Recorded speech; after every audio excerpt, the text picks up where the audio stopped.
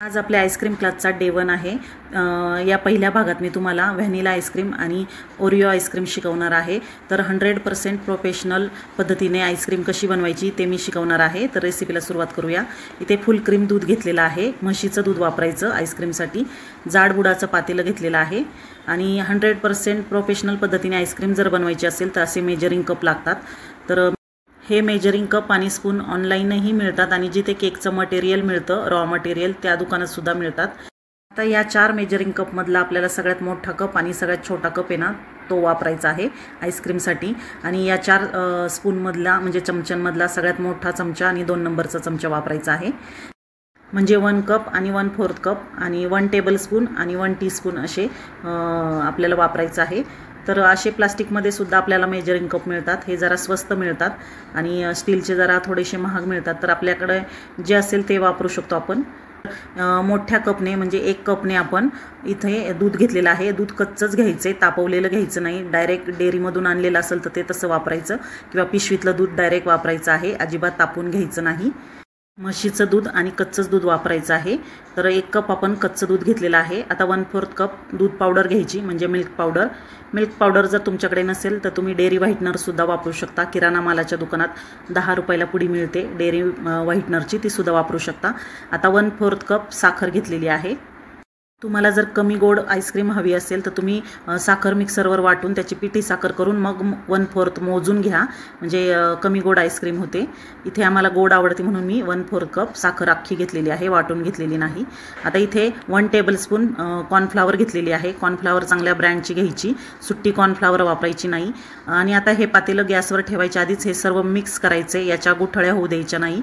आणि सर्व एकसारखं मिक्स करून घेतल्यानंतर मग गॅसवर ठेवायचं, आधी ठेवायचं नाही, नाहीतर मग या मिश्रणामध्ये गुठळ्या होतात। तर हे सर्व खालीच मिक्स करून घेतलेलं आहे। आता गॅसवर ठेवूया। आता गॅसची फ्लेम लो ठेवायची आणि सतत ढवळत आपण या दुधाला उकळी येऊ द्यायची। एक उकळी आली ना 4 ते 5 मिनिटांनंतर उकळी येते लो फ्लेमवर। तर उकळी येत तोपर्यंत हे सतत ढवळत राहायचे, कारण यामध्ये कॉर्नफ्लावर आहे आणि मिल्क पावडर आहे, ती तळाशी लागते आणि करपट वास येतो आईस्क्रीमचा, त्यामुळे सतत हलवायचे, अजिबात थांबायचं नाही। पूर्ण एक उकळी येत तोपर्यंत हलवत राहायचे, म्हणजे दूध करपत नाही। हे पहा, आता 5 ते 6 मिनिटांनी याला छान उकळी आलेली आहे।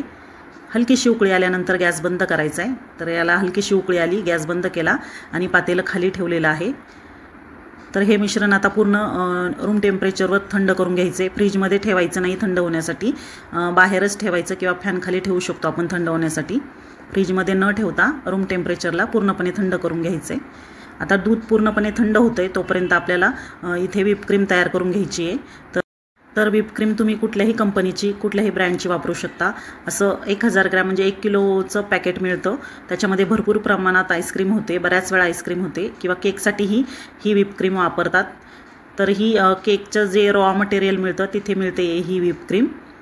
तर ही फ्रीजरमध्ये स्टोअर केली जाते, म्हणजे जिथे आपण आईस्क्रीम सेट व्हायला ठेवतो तिथंच स्टोअर केली जाते। आणल्यानंतर दुकानातून आणल्यावर फ्रीजरमध्ये ठेवायची आणि ज्यावेळेस आपल्याला लागती त्यावेळेस 3 ते 4 तास आपण जिथे फ्रीजमध्ये जिथे भाजीला ठेवतो तिथं भाजीच्या कप्प्यात काढून ठेवायची, म्हणजे यातला बर्फ वितळतो आणि ही क्रीम चिल्ड राहते।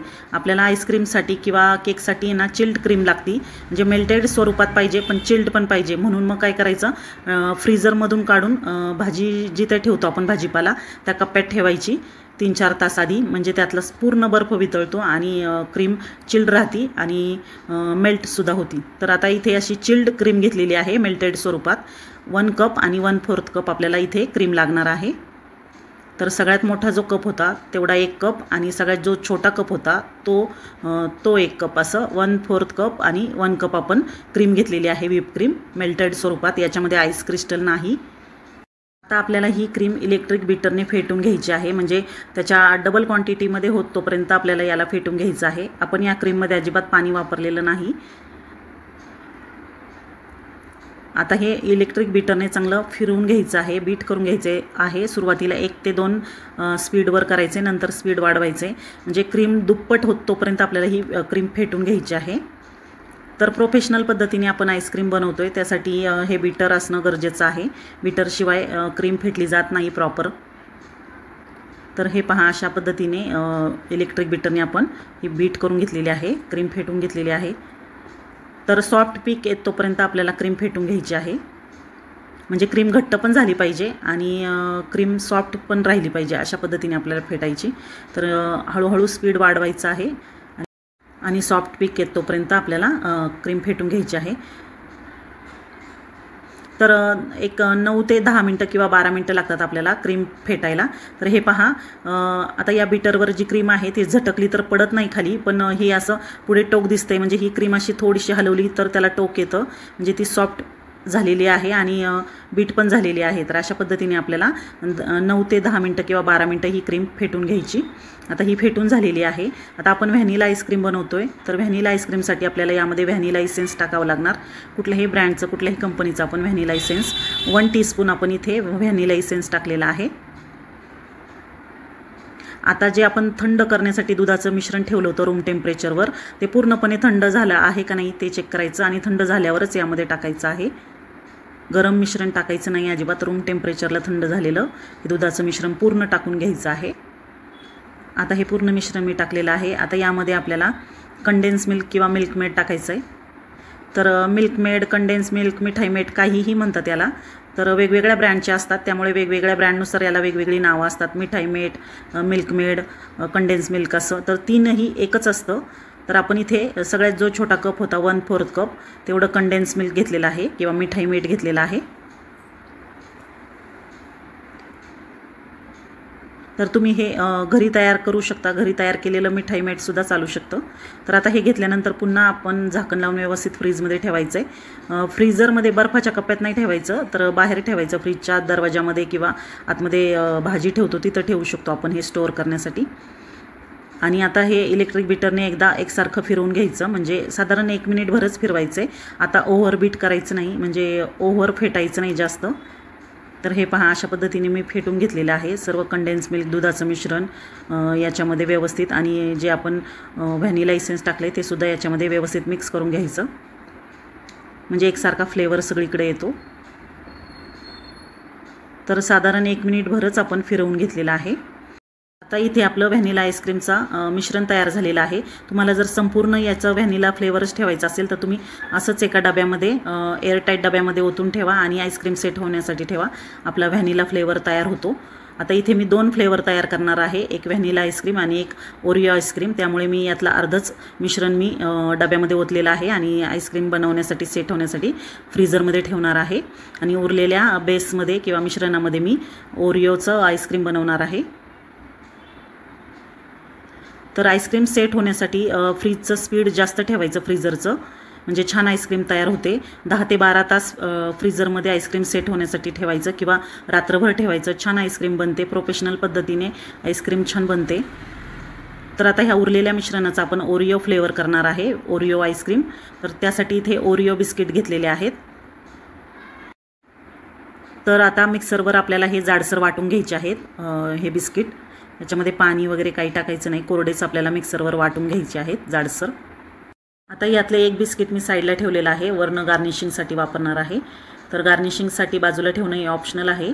आता हे मिक्सरवर फिरवून घेणार आहे, पाणी न टाकता कोरडंच वाटून घ्यायचं आहे जाडसर। तर हे पहा, असं जाडसर मी बिस्किट वाटून घेतलेलं आहे मिक्सरवर। खूप बारीक पावडर करायची नाही बिस्किटची, जाडसरच वाटून घ्यायचं आहे। आता जो आपला व्हॅनिलाचा बेस होता अर्धा बाजूला काढून ठेवलेला, त्यामध्ये हे बिस्किटचा चुरा टाकायचा आहे। आपण हाताने सुद्धा चुरा करू शकतो, जर मिक्सरचा वापर नसेल करायचा तर हाताने सुद्धा बिस्किटांचा चुरा करून आपण या आईस्क्रीम बेसमध्ये टाकू शकतो। आता हे हलक्या हाताने फिरवून घ्यायचं आहे, फेटायचं आहे, खूप जास्त जोराजोरात मिक्स करायचं नाही। तर साईडचं असं व्यवस्थित एकसारखं करायचं आहे, आतमध्ये सारायचं आहे। तर स्पॅच्युलाने मी आता साईडच्या आतमध्ये पातेल्यामध्ये मिश्रण टाकलेलं आहे आणि आता हलकंसं विस्कनी मिक्स करून लगेच आता आईस्क्रीम सेट होण्यासाठी ठेवणार आहे। तर एअरटाईट डबा घ्यायचा, काचेचा किंवा प्लास्टिकचा कुठलाही चालेल, एअरटाईट झाकण असणारा डबा वापरायचा आईस्क्रीमसाठी। एअरटाईट डब्यामध्ये झाकण लावून याला 10 ते 12 तास सेट होण्यासाठी ठेवायचं आणि फ्रीजचं स्पीड हाय करायचं। आईस्क्रीम सेट करण्यासाठी फ्रीजचं स्पीड नेहमी हाय करायचं, कमी नाही करायचं, नाहीतर आईस्क्रीम सेट होत नाही व्यवस्थित। तर फुल स्पीडवर आईस्क्रीम सेट करून घ्यायची। तर एअरटाईट झाकण लावून आपण हे सेट होण्यासाठी ठेवायचे। पण इथे मी गार्निशिंगसाठी जे बिस्किट बाजूला ठेवलं होतं ते टाकत आहे, दिसायला छान दिसतं म्हणून। आता हे बिस्किटने वरनं गार्निशिंग करणं हे पूर्णपणे ऑप्शनल आहे, फक्त दिसायला छान दिसावं म्हणून मी टाकत आहे. तर आता एक बिस्किट मी चुरा करून टाकलेला आहे, अजून एक बिस्किट मी डेकोरेशनसाठी ठेवत आहे. तर छान दिसतंय. आता झाकण लावून आपल्याला हे 10 ते 12 तास आईस्क्रीम सेट करण्यासाठी फ्रीझरमध्ये ठेवायचं आहे. फ्रीजचं स्पीड हाय करायचं आणि मग आईस्क्रीम छान सेट होते. तर 10 ते 12 तास किंवा ओव्हरनाईट आईस्क्रीम सेट केल्यानंतर छान आईस्क्रीम सेट होते. तुम्ही पाहू शकता मी रात्रभर आईस्क्रीम सेट करण्यासाठी ठेवली. छान सेट झालेली आहे आपली ओरिओ आईस्क्रीम आणि व्हॅनिला आईस्क्रीमसुद्धा छान सेट झालेली आहे. या आईस्क्रीममध्ये अजिबात आईस क्रिस्टल बनत नाही, अगदी 100% प्रोफेशनल पद्धतीने हे आईस्क्रीम बनतं. तर आता मी तुम्हाला स्कूपरने काढून दाखवत आहे. आईस्क्रीम किती छान सेट झालेलं आहे. मस्त सॉफ्ट क्रीमी आईस्क्रीम आपलं तयार झालेलं आहे ओरिओ फ्लेवरचं. लहान मुलांच्या आवडीचा फ्लेवर आहे हा. खूप क्रीमी सॉफ्ट असं आपलं ओरिओ आईस्क्रीम तयार झालेलं आहे. 1-2 स्कूप मी अजून काढून दाखवत आहे. तर घरच्या घरी 100% प्रोफेशनल पद्धतीने आपण आईस्क्रीम बनवू शकतो. खूप छान तयार होते आईस्क्रीम आणि विकतची आईस्क्रीम खायचं विसरून जाल एवढी ही घरच्या घरी भारी आईस्क्रीम तयार होते. आता मी व्हॅनिला फ्लेवरसुद्धा मी दाखवत आहे स्कूप काढून. तर किती छान आपलं क्रीमी व्हॅनिला आईस्क्रीम तयार झालेलं आहे, तुम्ही पाहू शकता. क्रीमी सॉफ्ट आपलं व्हॅनिला आईस्क्रीम तयार झालेलं आहे. तर स्कूपर नसेल तर चमच्याने सुद्धा मी काढून दाखवत आहे. छान सेट झालेली आहे आईस्क्रीम आणि अगदी तोंडात टाकताच विरघळणारी ही आईस्क्रीम आहे. क्रीमी सॉफ्ट घरच्या घरी प्रोफेशनल पद्धतीने आईस्क्रीम तयार झालेलं आहे. तुम्ही एकदा करून पहा. अशा पद्धतीने तुम्ही जर आईस्क्रीम केलं तर तुम्ही विकतची आईस्क्रीम आणायचं सोडून द्याल, इतकी भारी घरच्या घरी ही आईस्क्रीम तयार होते. तर इथून पुढे मी वेगवेगळ्या फ्लेवरचे सुद्धा आईस्क्रीम दाखवणार आहेत. तर त्यासाठी तुम्ही व्हिडिओला नक्की लाईक करा, शेअर करा.